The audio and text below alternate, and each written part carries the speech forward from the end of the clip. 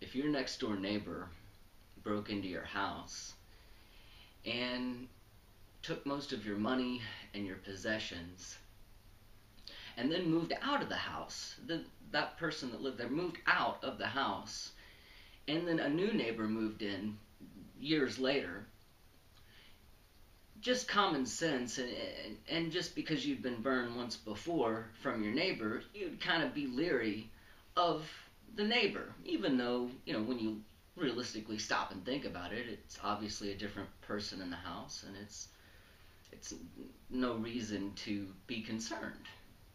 And yet you'd still be leery of the new people that moved into the house simply because you'd been robbed by the people living there before. And if this happened every 4 years, you would really be, you would really have to be kind of brain dead to not be leery of your neighbor if this was a pattern that you saw happening every, couple years. The same thing happened. These people broke into your house, took half your stuff, and left, and I mean, that's anybody, and I don't care where you live. I think that would apply in your neighborhood. Except, of course, if you live on Pennsylvania Avenue. Because every 4 years, someone else moves into this house and robs the American people of half of their possessions, devalues the money they do have in the bank even more, making it worth less day after day after day.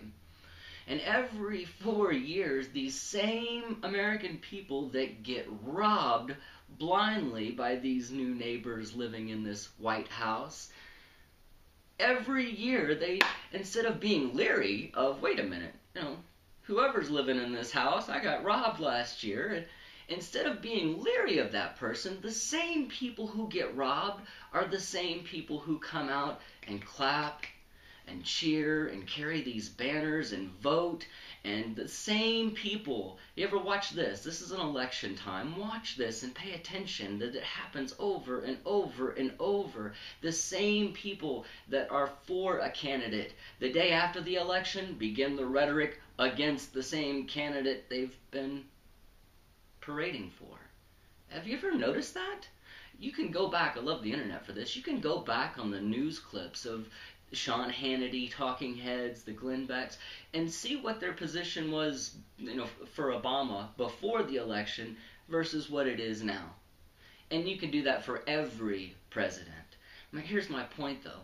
What form of mass hypnosis are we as a society under that if every 4 years or 8 years or whatever, someone can occupy this house and yet rob you of your wealth, possessions, freedoms, not only rob you of your current stuff, but pen new laws to be able to make it easier for the next guy to rob you of whatever you have in the next election?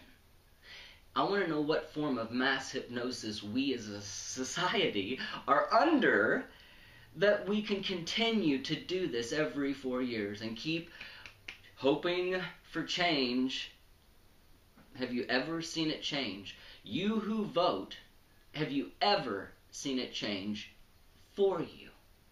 I don't care who is living in the house. Don't you always get robbed? Haven't you always got robbed? What form of mass hypnosis keeps rats on a wheel even though they know there is no cheese? I mean, even rats are smart enough to stop running. What's keeping us going?